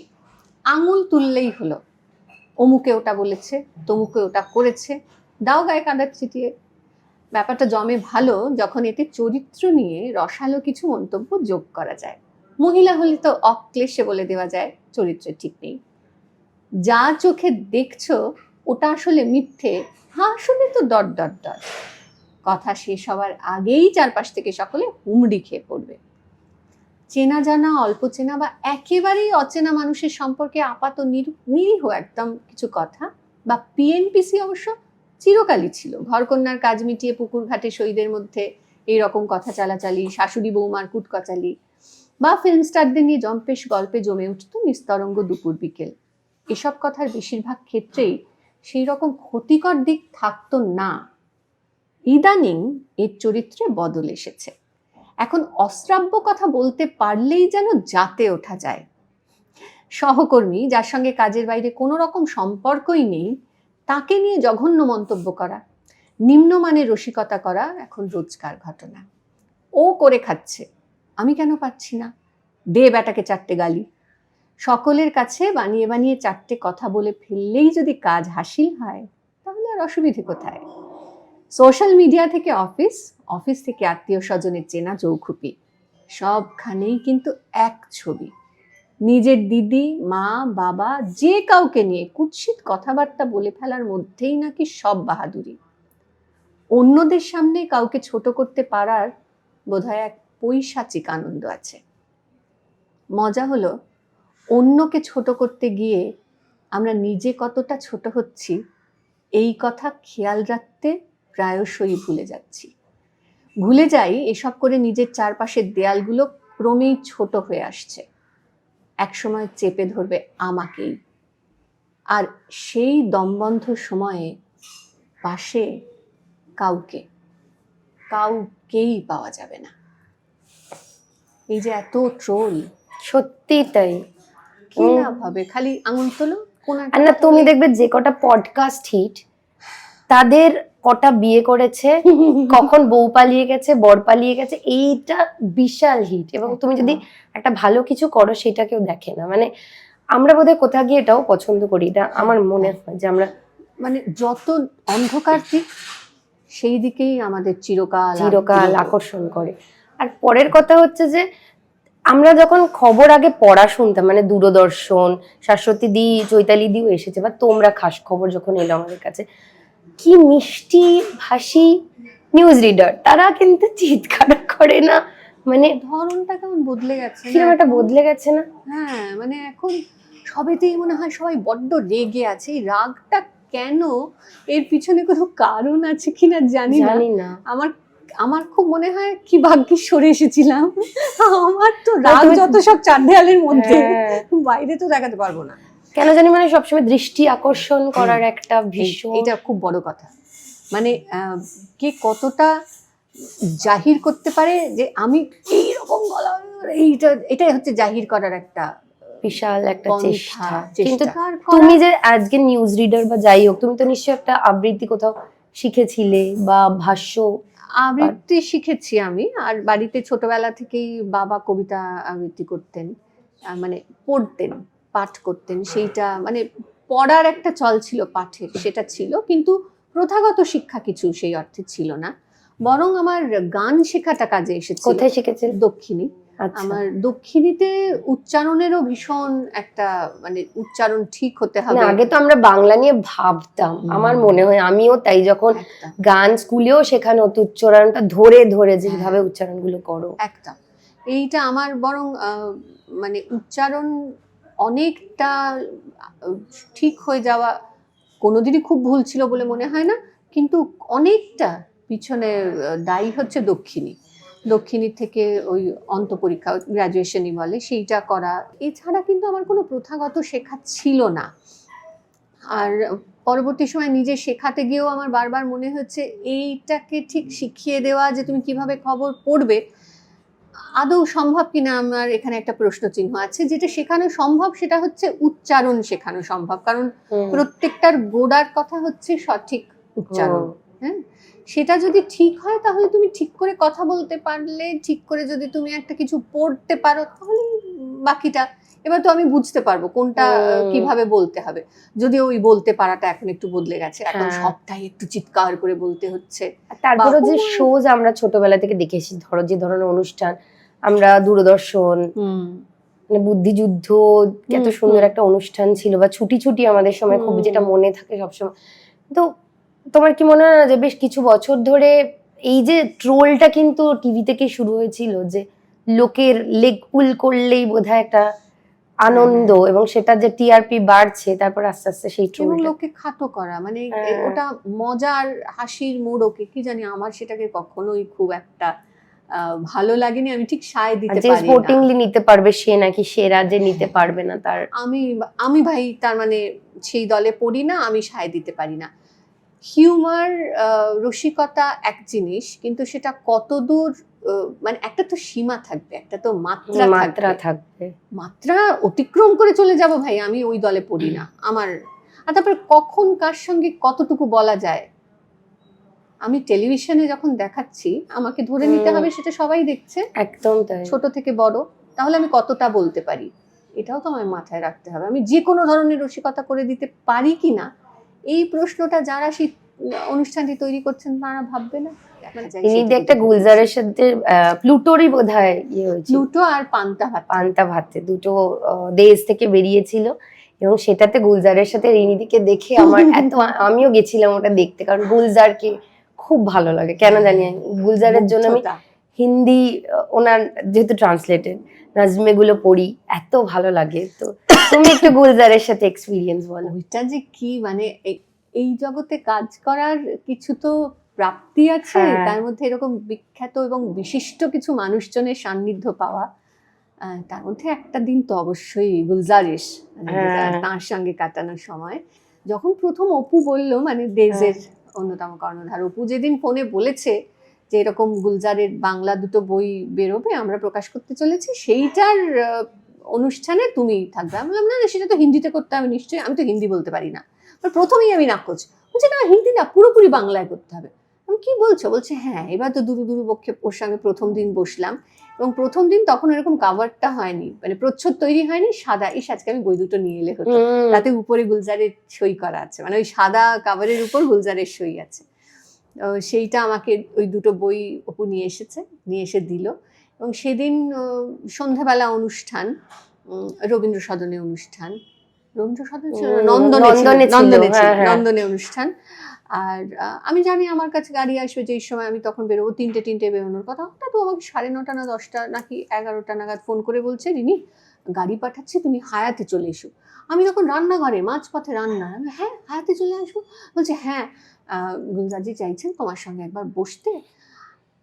আমি তো মানে এখন সে কি কথা, আমি তার মানে হাত পা ঠান্ডা হয়ে যাওয়ার জোগাড়। কিন্তু সেই গেলাম এবং ওই দুপুরটা আমার জীবনের একটা স্মরণীয়, মানে অনুষ্ঠানে মঞ্চে থাকা একটা জিনিস, কিন্তু ওই দুপুরে একসঙ্গে বসে খাওয়া দাওয়া করা, পুরোটাই শ্বেত শুভ্র একজন মানুষ, সেই রকম ব্যক্তি, অরা পুরো। অরা। এবং আমরা খানিকক্ষণ কথাবার্তা বলার পরেই খাবার টেবিলে যাওয়া হলো। একটা সর্ষে ইলিশ ছিল, আলু সেদ্ধ ছিল, হ্যাঁ ভাত আলু সেদ্ধ, বলো না আলু সেদ্ধ, কাঁচা লঙ্কা চাই, হ্যাঁ পরিষ্কার কাঁচা লঙ্কা চাই। যে কাঁচা লঙ্কা আনতে হাতে যেই ভদ্রলোক গেলেন তো গেলেন, আর কাঁচা লঙ্কা আসে না, আর গুলজারজিও খাচ্ছেন না। কাঁচা লঙ্কা ছাড়া আলু সেদ্ধ খাওয়া যায় নাকি? একদম ঠিক কথা। সর্ষে তেল দিয়ে কাঁচা লঙ্কা দিয়ে সুন্দর করে আলু সেদ্ধ ভাত মেখে খাওয়া হলো। সেটা মানে দেখাটা, পাশে বসে গুলজার খাচ্ছেন, আমিও খাচ্ছি, মানে সেদিনটা একটা মানে বলতে গেলে এখনো আমার কিরকম কিরকম লাগে, দুর্দান্ত। আর কিরকম মনে হয় না যে মাটির মানুষ। একদম তাই, মানে উনি যে ওই মাপের একজন মানুষ, সেটা কিন্তু কথার মধ্যে কোথাও সবসময় জি দিয়ে কথা বলছেন, এবং এমন করে কথা বলছেন কি করতে চাইছি, মানে আমি মঞ্চে কি কি বলতে চাই বা কি ভাবছি সমস্তটা জিজ্ঞেস করছেন। যেভাবে কথা পুরোটা সময়টাতে বললেন, আমার মনেই হলো না যে আমি তার কাছে এইখানে, তিনি ওইখানে, ওইখানে আমার নিচে দেখাই যাবে না, একবারের জন্য মনে হলো না। এবং সৃজা তো দুর্বার জন্য বই নিয়ে এসেছিল, সই করাচ্ছিল। এবারে আমাকে দাও না সই করিয়ে নাও।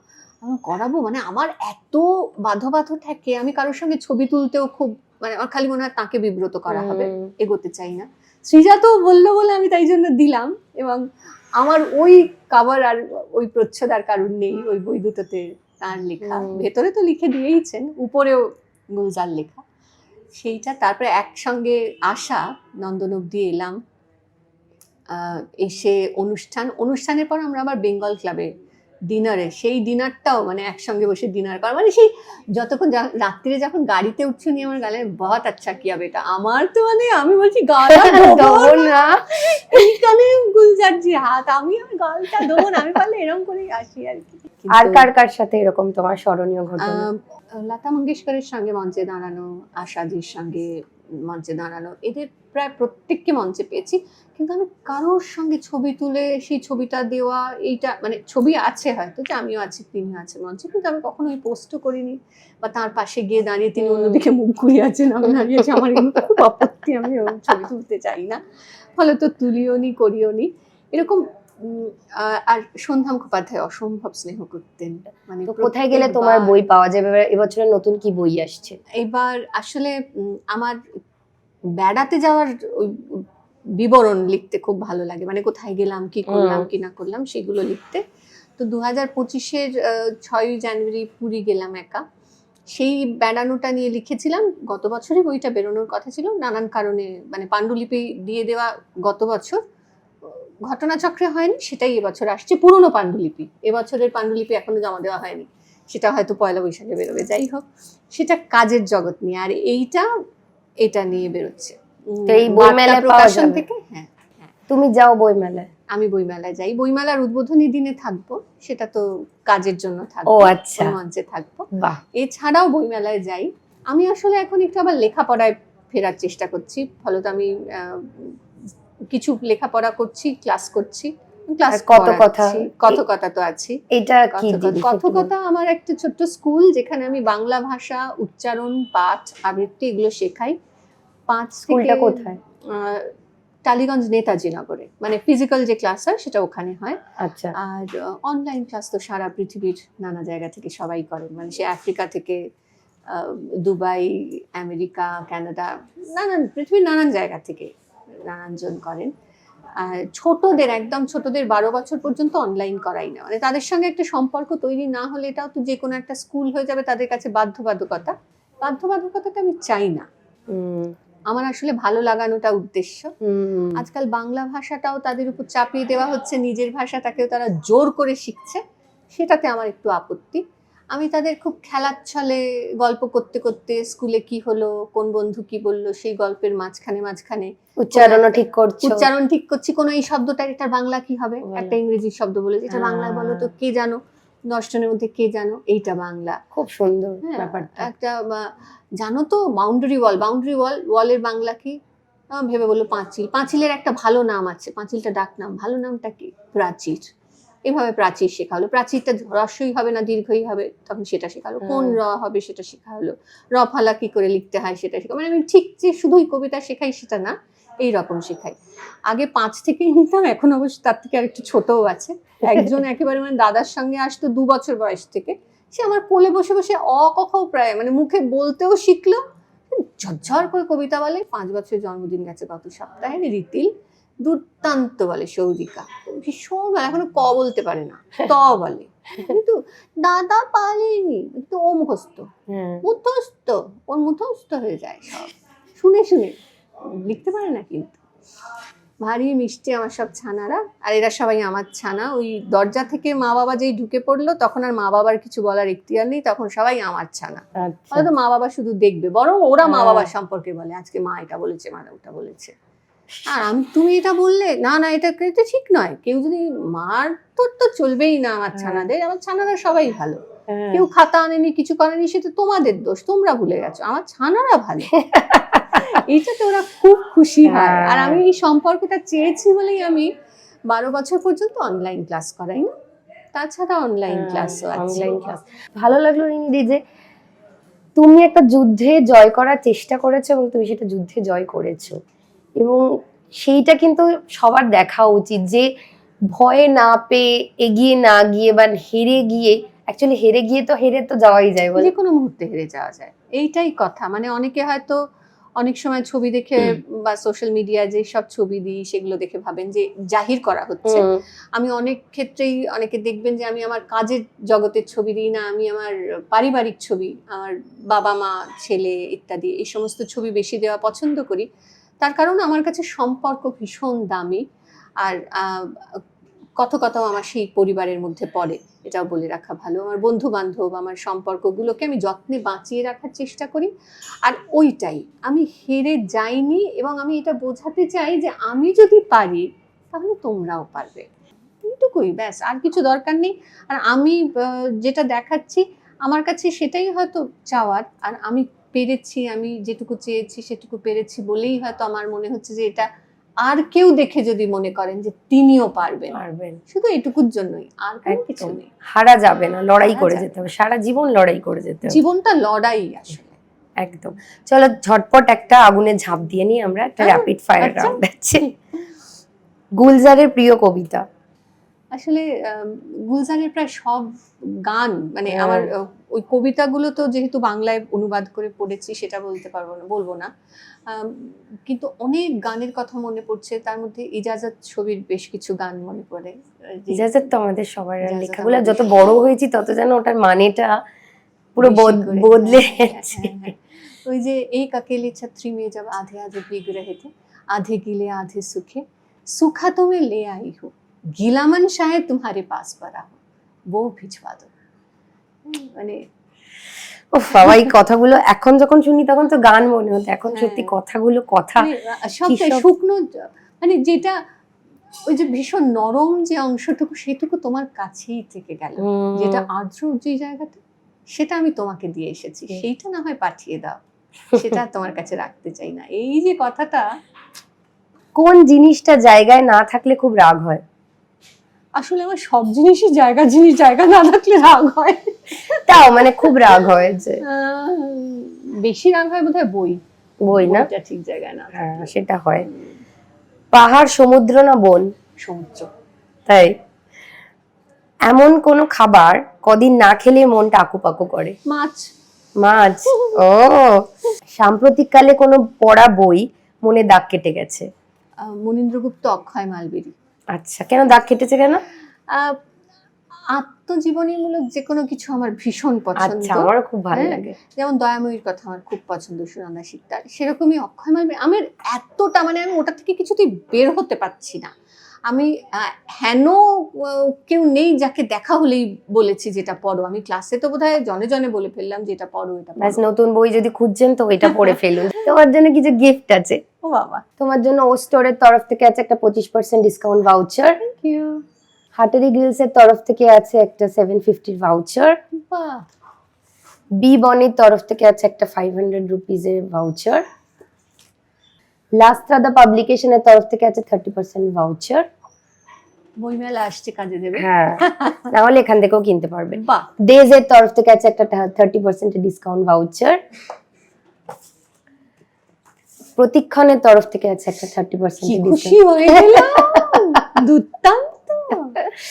আর আমার তরফ থেকে মানে তুমি নিজে চাইলেও আসতে পারো বা পাবলেও খুশি হবে। তো হ্যাঁ। পিনাকি তাকে দেবে না এটা। 1000 টাকার একটা ভাউচার। বাহ, আমার এই পঞ্চুটা খুব গরম। এইটা হচ্ছে 3 আর্ট অ্যান্ড ক্রাফটসে। আমরা ট্যাগও করছি এবং নিচে একটা দেখুন যাচ্ছে একটা কোড।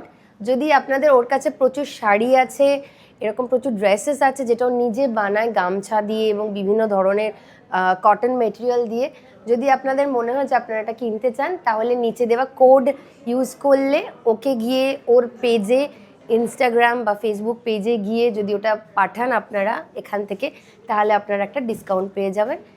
তো আপনারা যদি পছন্দ করেন তাহলে প্লিজ এই 3 এর বিভিন্ন ধরনের জিনিস ট্রাই করতে পারেন। আজকের জন্য প্রথমে একটা থ্যাংক ইউ। এইরকম আড্ডা খুব বিশেষ হয় না, খুব আজকাল না কেউ পডকাস্টে ডাকলে একটু ভয়ই পাই, তাই না? মানে এমন কিছু প্রসঙ্গ আসতে পারে যেগুলো বহুবার বলা হয়ে গেছে, আর যে কথাগুলো আর বলা, মানে আমার কাউকে ছোট করার কোনো উদ্দেশ্য নয়, ফলত আমি সেসব কথায় আর ফিরে যেতে চাই না। আর কিন্তু আজকেরটা এত ভালো লাগলো, মানে Thank এত you. কি বলবো, মন খুলে কথা বলতে পারলাম। এমন অনেক বিষয়ে কথা বললাম যেগুলো কখনো বলিনি, কেউ জিজ্ঞেসই করেনি। সুতরাং খুব ভালো লাগলো স্বরলিপি। থ্যাংক যে ইউ। স্বরলিপিকে চিনতাম সেই স্বরলিপির বাইরের আরেক স্বরলিপি চিনলাম। নকল বলবো না, তোমাকে অনুসরণ করতাম বেসিক্যালি। আমরা একটা সময় অনেক দিন টানা হ্যাঁ। বুদ্ধিযুদ্ধর কাজ হ্যাঁ, করেছি, সেই করেছি। সময়টা আমরা খুব মানে কাছের থেকে সময় কাটিয়েছি, কাছাকাছি সময় হ্যাঁ, কাটিয়েছি বলা ভালো। একদম। তো আজকে খুবই ভালো লাগলো, অনেকদিন পর অনেকটা হ্যাঁ। এইরকম সময় কাটালাম, আড্ডাটা দারুণ লাগলো, আমি মনে রাখবো। এবারে জীবনে যে কি চাই সেটা জানি না কতদূর বুঝি, কিন্তু সেই কথা দিয়েই বরং শেষ করি আজকের আমার এই আড্ডা। এক জীবনে কি যে চাই জানি না, আদৌ কিছু কি চাই? নির্ভরতা, বন্ধুত্ব, প্রশ্রয় সব ছাপিয়ে কখন যে বড় হয়ে ওঠে নিশ্চিন্ত সহমর্মিতা, এখন তা আর টের পাই না। পেছনে অনেকটা চড়াই উতরাই পেরিয়ে এখন যাবার সময়ের দিকেই এগিয়ে যাচ্ছি একটু একটু করে। শত মতের অমিলের পরেও তাই এখন ফিরে ডাকতে মন চায়। শত অবিশ্বাসের পরেও এখন তাই বোধ হয় মায়া জন্মায়। নির্লজ্জ শত্রুর সঙ্গেও হেসে কথা বললে তাই হয়তো মন নির্ভর হয় এখন। বহু পথ পাড়ি দিয়ে সে পথিক যেমন তেষ্টায় ছটফট করে, তেমনি এক আঁজলা ভালোবাসা পাবার মরিয়া অপেক্ষা আমার তাই হয়তো ফুরোয় না এখনো।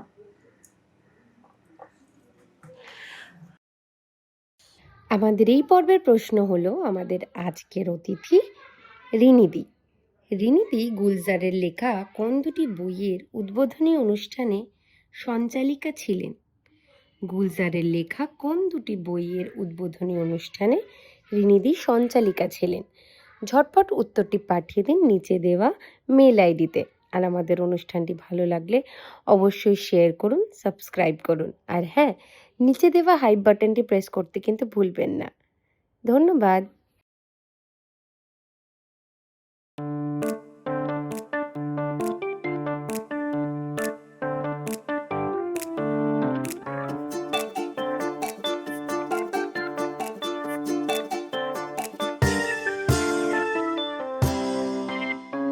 দশভুজা নাশে বলতো তার হয়, তার জীবন জুড়ে হাজারো পরাজয়, তবুও তার পথে থামার প্রথা নেই, আগলে যায় সরে চলার খেয়ালে।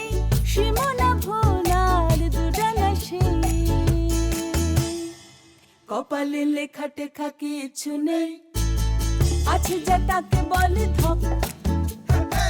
কপালে লেখা টেখা কিছু নেই, আছে যা তাকে